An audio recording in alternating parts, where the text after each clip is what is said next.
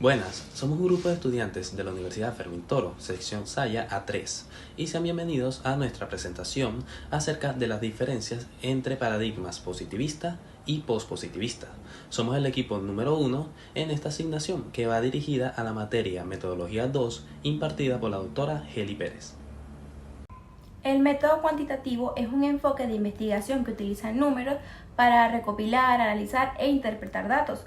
Una de sus características son los datos numéricos, que son datos que se pueden cuantificar, es decir, que se pueden expresar como números, la cual esto permite que los datos analicen utilizando técnicas estadísticas que pueden proporcionar información sobre la relación entre las variables de un problema de investigación. El método cualitativo es un método de investigación que utiliza datos no numéricos para estudiar un fenómeno, y una de sus características es que se centran en la perspectiva de los participantes. El investigador busca comprender el fenómeno desde el punto de vista de las personas que lo viven, y para ello utiliza técnicas que le permiten recopilar datos no numéricos como las palabras, las imágenes o los comportamientos. El positivismo lógico es una corriente filosófica que sostiene el único conocimiento auténtico es el conocimiento científico, y que tal conocimiento solo puede surgir del método científico. La característica principal del positivismo lógico es su énfasis en la verificación empírica.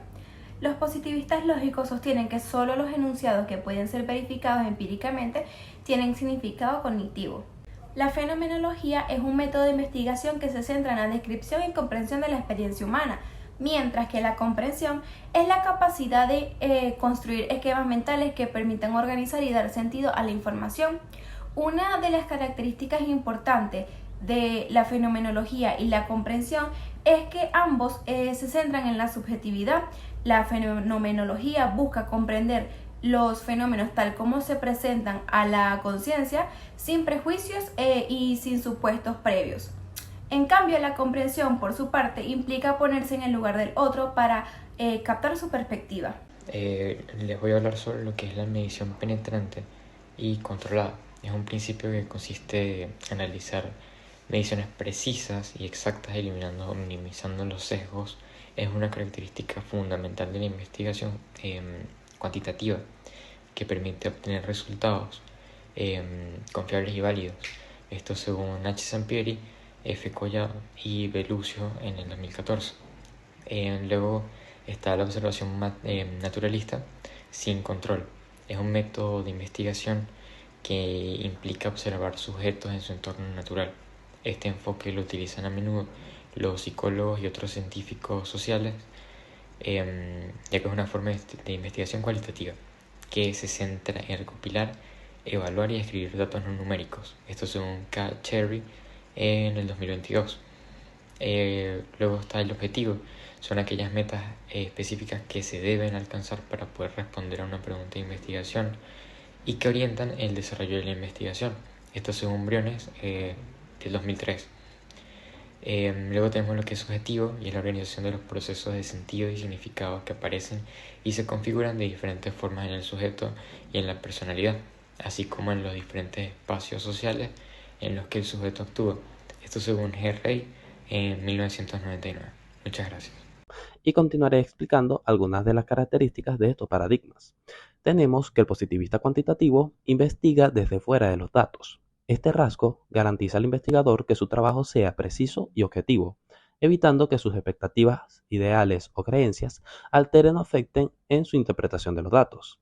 Un ejemplo de ello podría ser la táctica de la ceguera de los resultados, donde el investigador desconoce los resultados hasta que haya recopilado los datos, y así no se verá afectado por sus expectativas iniciales, mientras que en la pospositivista cualitativa se estudia desde dentro de los datos. Esto se refiere a la idea de que el investigador debe ser reflexivo y crítico en su trabajo, reconociendo que sus propias creencias y valores pueden influir en su interpretación de los datos, encontrando algunos de estos que no son evidentes a primera vista, sino después de un análisis.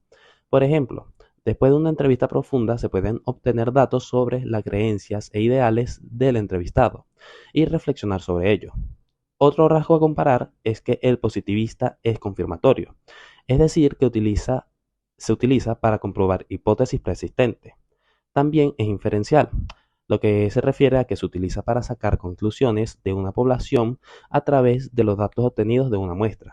El positivismo también es deductivo, Quiere decir que los investigadores comprueban hipótesis o teorías mediante la recopilación de los datos, mientras que el postpositivista es exploratoria, que es un tipo de investigación utilizado para comprender un fenómeno poco conocido o investigado. Es inductivo, es decir, genera teorías o hipótesis a partir de los datos, todo lo contrario al positivista. Y también es descriptivo, es decir, que describe las características de un fenómeno. Por ejemplo, después de la obtención de los datos, los investigadores los utilizan para describir los fenómenos de manera más precisa. Y el siguiente punto a tratar sería la investigación orientada al resultado. Se refiere a enfocarse en un objetivo, ser capaz de desarrollar un plan para poder alcanzar ese objetivo. Cuando una empresa, por ejemplo, quiere mejorar un servicio, se enfoca y crea un plan para lograr mejorarlo. Por otra parte, los datos sólidos y respetables son uno de los más importantes en la investigación.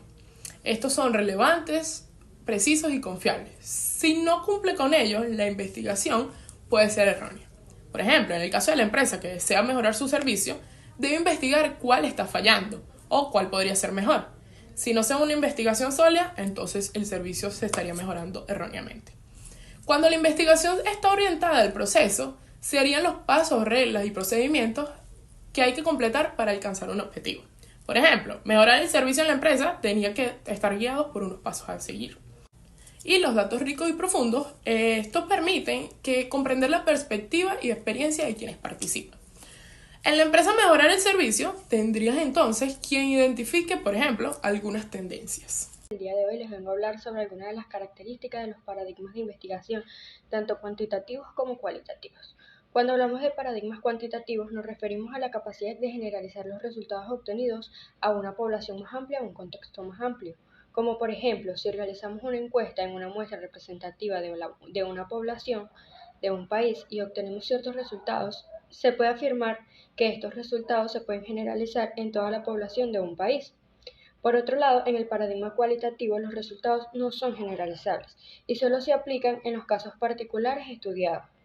En cuanto al enfoque particularista del paradigma cuantitativo, se centra más en el estudio detallado de los casos individuales, buscando comprender características y particularidades de cada uno. Por otro lado, en el enfoque holista del paradigma cualitativo, se enfoca en el estudio de fenómenos como un todo, considerando las relaciones y los contextos en los que ocurren. El paradigma cuantitativo utiliza la realidad estática, que ve a la realidad como fija y sin cambios. Por otro lado, el paradigma cualitativo utiliza más la realidad dinámica, que ve la realidad como un constante cambio y movimiento. En conclusión, los paradigmas cuantitativos y cualitativos se difieren en la capacidad de generalizar resultados y enfoque de estudio y la concepción de la realidad. Gracias.